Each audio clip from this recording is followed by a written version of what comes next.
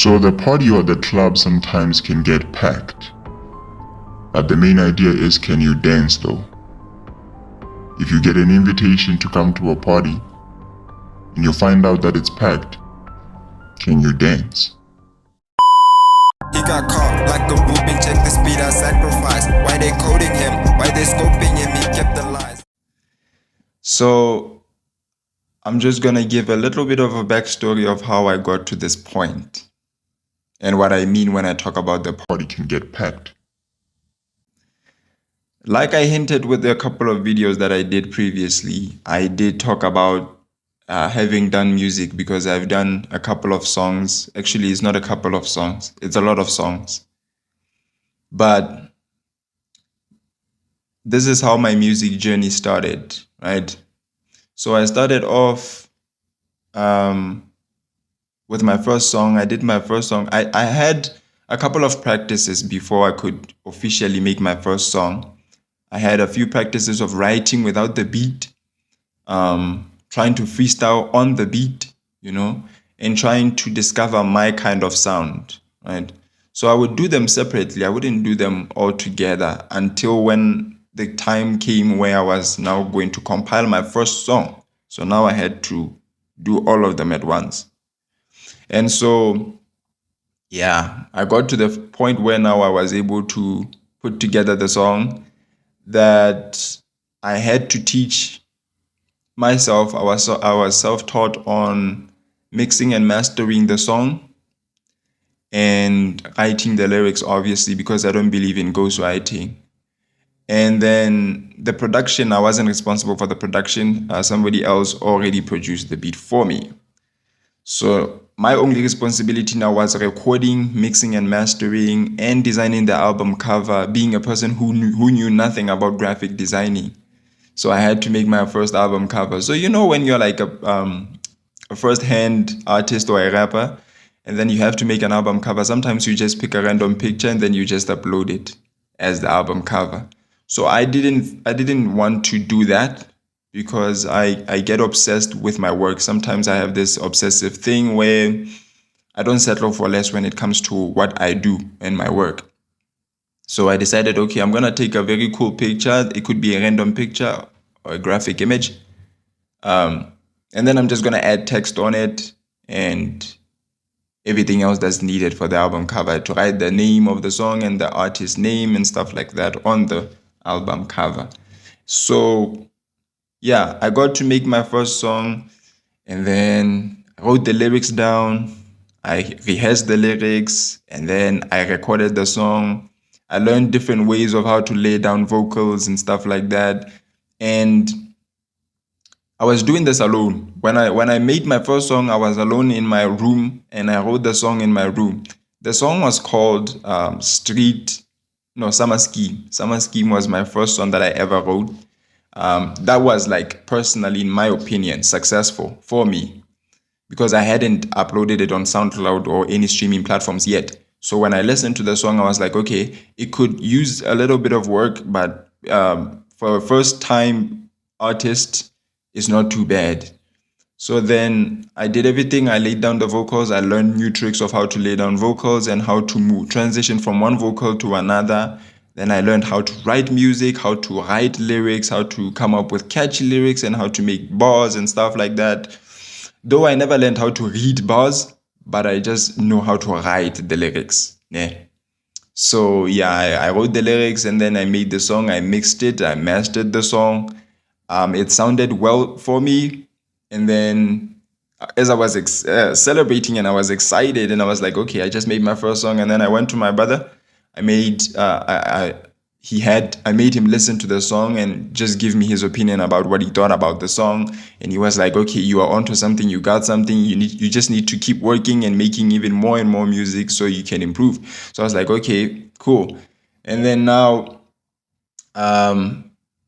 with the same excitement when I was like, okay, I just made my first song. That's kind of cool. So then I decided, why not make another song just to now try to catch up with the momentum. Let's try to develop a momentum. So let's make another song. So I made my second song and eventually my third song. So my third song was now a feature. project, right? I got some of my homeboys to get on to hop on the project with me, right? So I had one of my homeboys. He knew someone who was also making music, rap music, and then he was like, okay, I could hook you up with this nigga, and then we can come and make a project, all three of us. So I was like, okay, cool.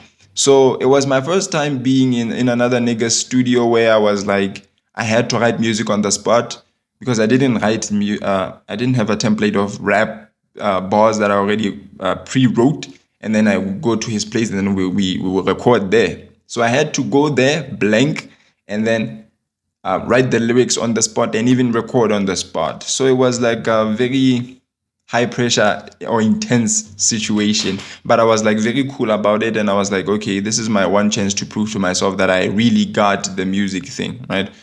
So I did the lyrics, I wrote the lyrics. It was cool. It was like a old school boom bap kind of rap. I was more into the boom bap kind of rap. I don't like the new sound that much. I like the old school sound. So I was able to flow better on the boom bap old school kind of beat.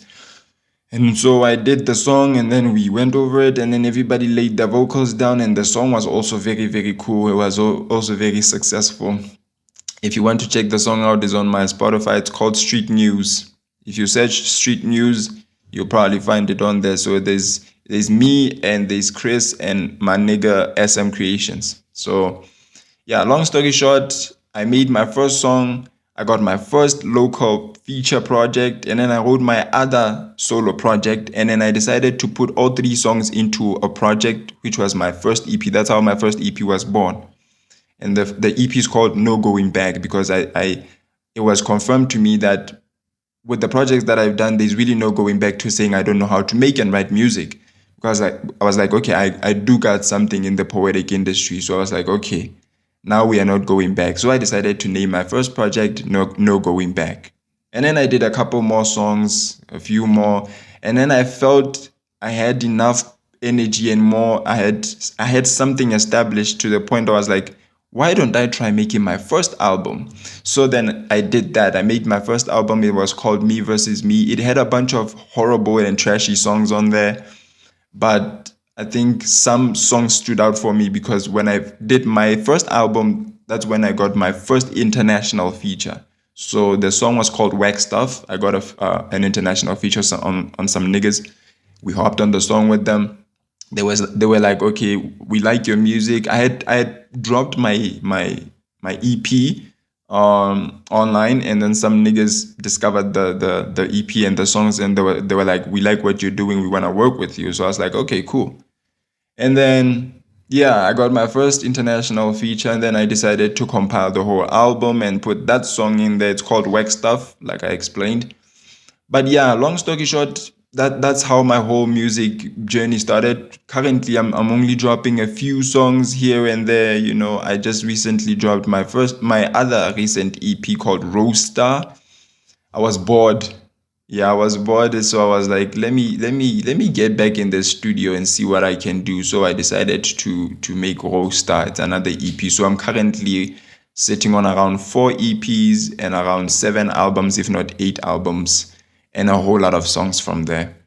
So yeah, but that's not the point that I wanted to sit on and to discuss about my music, because nobody cares that I did music. So the reason why I wanted to give a little bit of a backstory like that is because sometimes the party can get packed, but the idea is, can you dance? Now, what do I mean by that? And why did I reference my music journey? So the reason why I discussed, or I opened this video with my music experience and background, is because there was something that was pretty bugging for me, that was almost discouraging for me when I got into the music industry and I started making music, is that in any field that you are exposed to, there's so many people that are doing exactly what you're doing. When I got into the music thing, I got to realize that there's so many local artists in my country that are doing the same thing that I'm doing. They're dropping music on SoundCloud, they're dropping music on YouTube, they're doing exactly what I'm doing. So it was like an eye-opener for me, that I thought, okay, I'm going to be one of the coolest artists from Lesotho, probably because there's not a lot of people who are doing music. And then I got into the music business, and then I was like, holy, there's so many niggas in here that are doing the same thing that I'm doing. And sometimes I would often compare myself. I was like, judging from my performance, these niggas are on a whole other level. These niggas are already putting their songs on streaming platforms like Spotify and all these other famous ones. And I'm only dropping my music on SoundCloud. So then that's when I got into the whole distribution thing to learn how we distribute music. And then I distribute my first diss track. It was called Booked Them. You can search it anywhere, you will find it. It's called Booked Them. And the reason why I say this is because the whole party that goes on in the music industry, it can get packed sometimes. And the club sometimes can be filled with a lot of dancers, like I explained. There's a lot of artists that are doing what you think you're doing as an artist. And some of them are doing it at a very higher level than you, at a higher performance than you. And sometimes I would discourage myself and even, beat myself up about it and say, will I even make it in the music industry, when there's so many niggas that are doing exactly this? And I didn't let it get to my head though, but I was like, okay, I'm gonna keep doing what I'm doing in my own lane, and then I'll see where it will take me, right? So now I'm gonna skip to content creation this time around. When I first got to content making and shooting, this is not the first channel I had where I was making content. I have previous accounts that some of them are deleted, some of them I don't even remember the login details, so I just decided to discard them. But I've had some previous channels on YouTube, even on TikTok. I've had some episodes. I even have a podcast on Spotify that I have. It probably has around 7 episodes or like 8 episodes. So I decided to leave that because I didn't really know what I was doing. So I decided to leave it. But when I got into the content creation business also, I got to see that, all right, I'm not the only person from my country, from Lesotho, who's doing this also. There are a lot of other pranksters and other YouTubers who consider themselves number ones, like Abu BK. There's, who else? Who I think Wasabi. I think his name is Wasabi. And then there's Peggy's Joint. So there's so many YouTubers in my country. I was like, okay.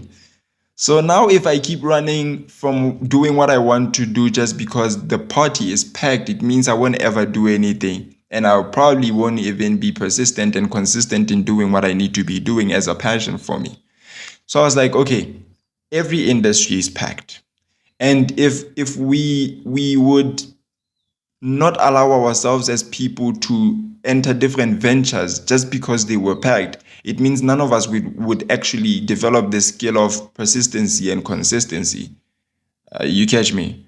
So since content making was already a passion for me, that is why I'm still very consistent in uploading and making videos.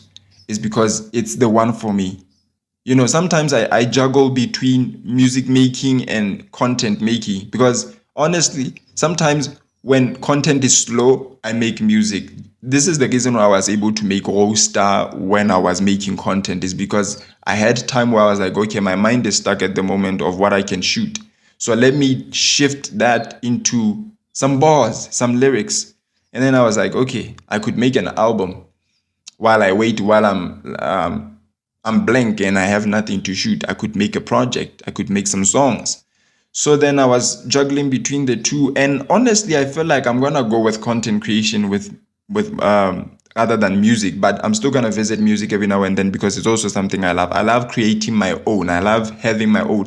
It was actually one of the fundamentals that principles that I had on why I decided to make music, because I saw that everybody has their own catalog of music. Everybody's doing their own thing because music is like poetry. So I wanted to have my own poems. I wanted to have my own songs that were designed by me. The album covers were designed by me. The lyrics were written by me. So I just wanted to have my own.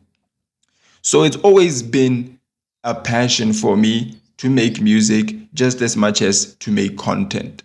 So I was like, okay, I feel like now I have to choose between the two, because this thing of trying to give 50-50 for both of them is like shifting the ratio. Sometimes it shifts the ratio of attention and dedication to another, because sometimes you get to see that I take a very long time just doing music rather than shooting videos. Sometimes I shoot videos rather than making music. So I didn't like that fight between them. That's like diverting my attention from doing what I really want to do, which is making content. So I was like, okay, this is the one thing that I'm not going to give up on just because the party is packed. I can dance in a literal sense and in this context, because I can really dance. I'm very good at dancing. So this is the one thing that I'm not going to give up just because there are other people who are already doing what I'm doing. Sure, some people might be doing content in my country locally with the highest the highest video quality, the highest sound output and everything else. Some people might be more entertaining than me. Some people might be more engaging than me, because honestly, some people have that energy where they can engage people easily. So I was just like, okay, what they're doing is what they're doing, is none of my business, right? Not that I'm going to be salty about what they're doing and be like jealous of what they're doing, because some of the artists are not really artists, content creators that I see locally, some of them I actually do wanna do collaborations with. But at the moment, I'm like, okay, I'm gonna stick into my own lane because this is my channel. I wanted to have this channel. I have a goal for this channel, and I have a vision, and I'm gonna make sure that I follow it through. So I was like, okay, there's no point in being jealous, because it's a very negative emotion and it leads nowhere. It usually goes to self-destruction, because when you're jealous of someone, it's gonna eat you inside rather than have an impact or an effect on the other person, because oftentimes they won't even know that you're jealous of them or you're envious of them. So I was like, okay, to save myself the stress of being jealous and being envious of other people's successes, let me just stick into my own lane, do what I want to do, how I want to do it. Whether or not the success is going to come, that's not up to me. I don't get to determine when my success is delivered, but I'm going to be doing what I want to be doing. And one principle that I will forever use is, I think I got this quote from a movie scene or something, but it was like, you might not be the best looking, you might not be the funniest, I might not be the most entertaining or the most handsome as YouTuber or whatever, but I'm sure as hell I am something.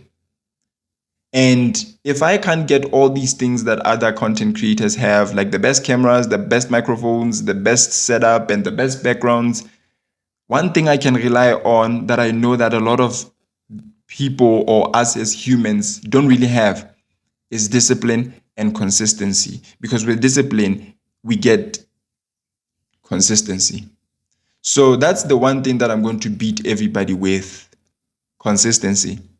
Because I know when I'm consistent and disciplined enough to keep going, the people that are not in that same kind of energy are just going to fall off along the way because they can't keep up with the consistency.